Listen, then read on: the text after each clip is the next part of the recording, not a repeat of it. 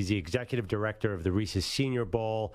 Good friend of the show, former NFL scout Jim Nagy. Jim, before we get to the NFL players. Wait, do not do anything to sway what Jim might possibly think. Is Steph Curry athletic in your opinion? Yeah, incredibly athletic. Who Thank you, Jim. Well, thank you, Jim. Jim, when we talk about athletic traits, when you're looking at a scout, I mean, you're looking at a player, what's athletic? Like speed, size, strength, those kind of things. Flexibility, change of direction, short area quickness, long speed. If Steph Curry could probably play corner in the NFL, don't you think? No, he's slow for an NBA guard, and he's not strong either. Jim, you're right. He would come out of the combine with 12 reps of the bench press, and he'd have a 4.8 40. He's Jerry Rice. He'd figure it out. He'd be a crafty corner. Right. He'd be one of those instinctive guys that just like jumps routes and stuff. All right. Okay. Stu said the Raiders could use him. Yeah. All right, Jim. Let's talk about some. Thank you, Jim, for bringing some common sense to this conversation. Appreciate that. So it did seem, I was watching the draft both on the NFL Network and ESPN. I kept hearing the two words Senior Bowl, Senior Bowl, Senior Bowl. This guy impressed at the Senior Bowl. Who do you think is the player that was drafted over the weekend that really got the most out of being at the Senior Bowl and raised the most in the draft? Ooh, wow. I mean, the guy that probably made the most money was our first guy taken, and that's Darnell Wright from Tennessee, the tackle that went 10 overall to Chicago. You know, one of the things we fight here is, we get guys committed to come play in the Senior Bowl, and then if they're like fringe first-round picks, like late first, early seconds, their agents will pull them out of it. And to Darnell's agent's credit, he didn't do that. Darnell was getting some mostly second-round love, and he came down here and went 10 overall. I mean, I was talking to his agent the other day. That's like $9 million in signing bonus money. Wow. So if we're talking financially, like who helped their bank account the most, it would be Darnell Wright. But, usually we have some small school players that make massive jumps. Like last year, there was a couple guys like Christian Watson, the receiver from the Green Bay Packers, who had a phenomenal second half of his rookie year this year. When we invited him, he was like a 4th or 5th round pick, and he comes down here and has a great week and has a great combine and went 34th overall. So, I mean, he jumped literally about 4 rounds. I don't think we had anyone this year like that. But a guy like Julius Brents, who went, I think, in the 40s, like 40 overall, something like that, to the Colts, a corner from Kansas State. He's another guy, like going into the process, was a 4th or 5th round pick for most teams, and ended up going in the middle of the second round. So for a Power 5 player to jump 2 full rounds in the pre-draft process is a really big jump. It's fantastic. Jim Nagy is joining us. Jim, you just mentioned the Packers. I wanted to ask you, from all your years as an NFL scout, if you had come to your general manager and said, I got a great guy for you who's going to be a pass rusher. Problem is, he's never started a game. He's got a lot of snaps, like Lucas Van Ness, who the Packers took. How would that go over if you're trying to sell, hey, this guy is worth a first-round grade, but he's never started? Well, part of being a good scout is putting your attorney hat on and making a case for your players. So, and I've had to do that before. It would be you would have to have your ducks in a row, that's for sure. But I remember I had something similar to that when Alvin Kamara came out of Tennessee. He was not the starter at Tennessee. He played behind a guy named Jalen Hurd, who actually they moved a wideout a couple years later, and now he's on the roster. I think he was like a 3rd or 4th round pick to the 49ers a couple of years ago. But that was the question. I had to convince our coaching staff why this guy was not a starter in college. So yes, it's not the easiest thing, because that's the first thing they'll say is how is this guy going to come in and help us and be an impact player as a first round pick, is which what we all expect from a first round pick, if he couldn't even start in Iowa City. So I'm sure there was plenty. That was probably one of the more hotly debated guys in the draft this year. All right, I have to ask about the Eagles, Jim. They drafted all these Georgia football players. I was telling Maggie earlier, the one thing I worry about is Georgia defenders get less snaps than other teams, as I understand it, because there's so many good ones that they rotate everyone in. And also, there's so many good players around. How can you tell who's really standing out? Do you think the hype is worthy for Jalen Carter and Nolan Smith, who the Eagles got? Yeah, I understand your concerns there for sure. But again, you got to think about the era of NIL and portal right now too. I mean, you got to keep these guys happy. One, Kirby's got like endless amounts of 5-stars running around there, and you got to get them all snapped. So that's not an easy job that Kirby Smart has. But to answer your question, I mean, I think Jalen is one of the top 2 or 3 most talented guys in the draft. If you're just going off like what's in his body in terms of athleticism, what Steph Curry has loads of. Yes. So you got that guy at 9 overall, and you hope you can tap into him. And I know that Howie and those guys feel like they can because of just talking to people in Athens. Jalen Carter really looked up to Jordan Davis, who was last year's first-round pick, and he also looked up quite a bit to Nakobe Dean, who was last year's third-round pick. So you got 2 guys that Jalen Carter really looks up to that can help steer him and show him the way. And then when it comes to Nolan Smith, I thought that was one of the best value picks in the draft. He was our top-rated senior defensive player coming into the year based off his junior tape, and then he had some injuries this year and couldn't play in the Senior Bowl because of the injuries. I actually thought he had a chance to go to Philly when they were picking at 10. If Jalen Carter were off the board, because he's Hassan Reddick-ish, and I think he's going to really benefit from working under Hassan Reddick. So to get him at 30, that might be the best pick in the entire draft. Jim Nagy is our guest, the executive director of the Reese's Senior Bowl and former NFL scout. Very polarizing draft from a couple teams, Jim, but particularly from the Detroit Lions. Trade back, take a running back with the 12th overall pick in Jahmyr Gibbs, then Jack Campbell, an off-ball linebacker at 18. Rebounded a little, I think, with Sam Laporta, who I think we all really liked, then Brian Branch in the second round. They obviously took Hendon Hooker in the third, goes on from there. Inside the scouting community, what was the reaction to the Lions draft? Well, it's one thing to evaluate the player, right? I think that the best teams also have a good sense of where players are going to go, so you don't have to take them higher than you really need to. And again, maybe Brad Holmes and the GM of Detroit and their staff were getting different information, but it seemed like they took a couple guys a little higher than they needed to. And again, that's maybe we weren't talking to the same people they were. The bottom line is they got 4 good football players. Those 4 guys that you mentioned, Jahmyr Gibbs, Jack Campbell, Sam Laporta, Brian Branch, they're all going to have a role as a rookie. Those guys are all going to be contributors right away. But if you like the player, then just make sure you secure the player. So I know a lot of people are beating them up right now. But at the end of the day, if you can walk away with those 4 guys and Hendon Hooker as part of your draft class, you're still feeling pretty good about it. Jim, we have a lot of Cowboys fans who listen, obviously, like every show.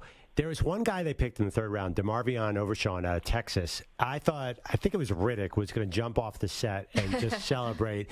I believe, was he a Senior Bowl guy? And tell me about what you think of the Cowboys draft. The Cowboys are quietly a really good drafting team of late. Yeah, DeMarvion was one of our guys. We've been watching him for a couple of years now. We actually had him committed to come play in the 2022 Senior Bowl. And the people down at Texas, Coach Sark, and those guys talked him into coming back for another year. So we've got quite a background with him. We've been watching him for a few years. He's a former safety. He's the instincts part of it was a question, just him locating the football.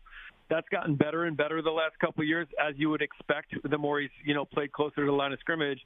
But he's only 218 pounds is what he played in the high 2 teens this year. But he has got serious pop in his body. He explodes on people, and he runs and he hits. And just working with Dan Campbell for all the years I did in Seattle, I know what Dan looks for at linebacker, and he looks for fast dudes that love to run and put their face on people. So DeMarvion totally fits that. Fits what he's looking for there. And then Dallas's overall draft, I liked what they did.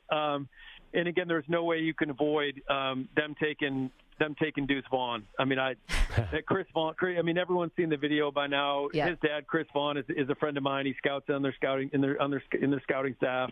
In that moment when he asked his son, "Hey, do you want to come to work with me?" I got choked up. That's from a dad that I just had a son getting done playing high school football. I can't imagine being at the NFL level, asking my son if he making the call for my son to be a draft pick. I thought that was my favorite moment of the entire draft. Wait, Jim, didn't that put a lot of pressure on your kids? Listen, Dad, hey, Chris Vaughn just chose his kid. What are you going to do for me? Let me just say this: my son doesn't have the genes that Chris Vaughn's son does. His dad did not pass down nearly enough in the gene pool for him to sniff the NFL. Jim Nagy, you're selling yourself short, Jim. Jim Nagy, the executive director of the Reese's Senior Bowl, joining us. All right, Jim, was there a pick or a team where you just thought, head scratching, not really sure what they were thinking here, would have gone in a different direction? Oh, I hate doing that, Mag. You put me on the spot. No, I mean, like Jacksonville's draft. Again, they're a good football team, and they've done a nice job the last couple of drafts. So maybe we were off on some guys. We had every team in the league picked one of our Senior Bowl guys. We had 7 teams pick more than 5. We had the Colts and the Rams pick 7 each, and the Jaguars picked 1. So maybe I'm just being a jerk. Maybe I'm being biased.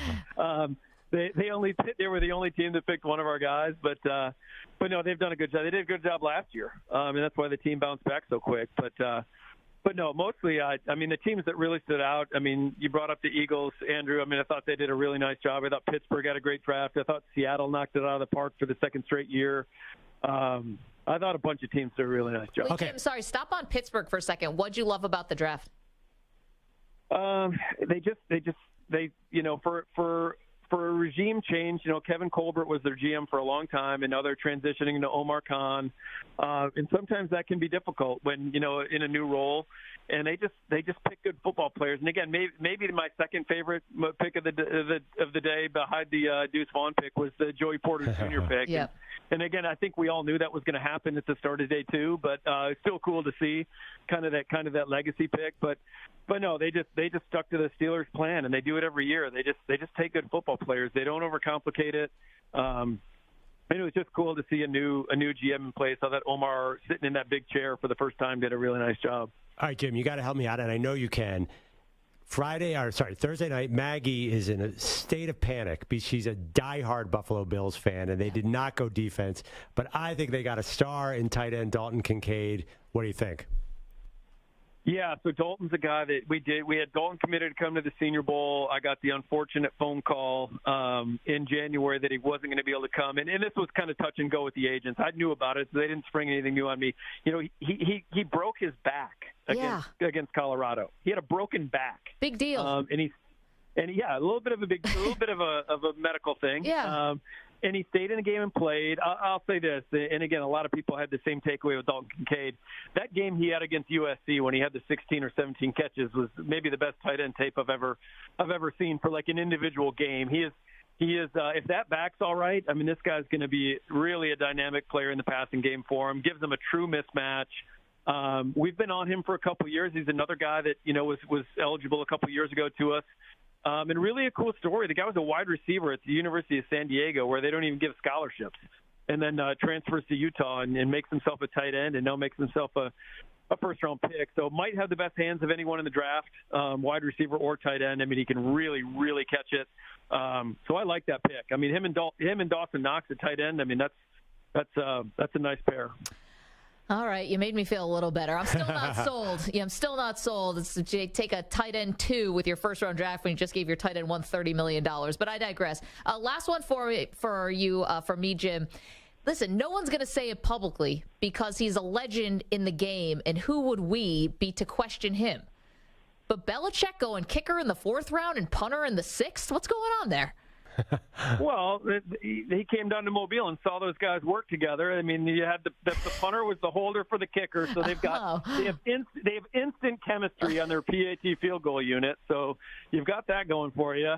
No, I mean they shored up their special teams. I'd kind of heard that they were looking at those guys going into the draft, so it didn't surprise me. But it's better than like 4th and 5th. That's not. I mean, if you can get a guy that can come in and kick field goals, I mean that's better. Look at Cincinnati a couple years ago. What's the kid's name at Cincinnati? Evan McPherson. Yeah. Yeah, Evan McPherson. I made the point that year a couple years ago when he was a rookie and he made those 2 kicks in the playoffs. He won them 2 playoff games. If he never made another kick in Bengals franchise history, that was worth a 5th-round pick. So, I mean that's so. Hopefully they got that squared away, and it was cool seeing a couple of Senior Bowl guys. They were buddies down here during the week, so it's cool. They're going to be teammates for a long time. You know what's going to happen now? Now that I called this out, it's going to be Patriots in Buffalo, 0 degrees. And these 2 dudes are going to team up so that one kicks a 50-yarder to beat the Bills. I can see it now. Chad Ryland's going to hit a game winner in the snow against you. Thank you. Well, I can't wait. Hey, Jim, I know you need a break. You've been crazy productive, and you called everything. I followed you during the draft. You would say, "Oh, here comes a run of offensive guards, Maggie," and then off come the offensive guards. But next year, I know you start scouting early. it's going to be crazy quarterbacks next year, right? Because of the COVID year. I can't imagine how many prospects you're looking at right now. Well, it's funny. You teased my Twitter post for the night. I'm actually going to post a video from our board of all the quarterback tags, and it's so many familiar names, man. It's like all these guys that Sam Hartman from Wake Forest is at a new school. I mean, it was like quarterback musical chairs this offseason, and the hard part for us is like tracking them. Like, where are they going to go? There's just a million guys that end up going back to school. So it's going to be deep.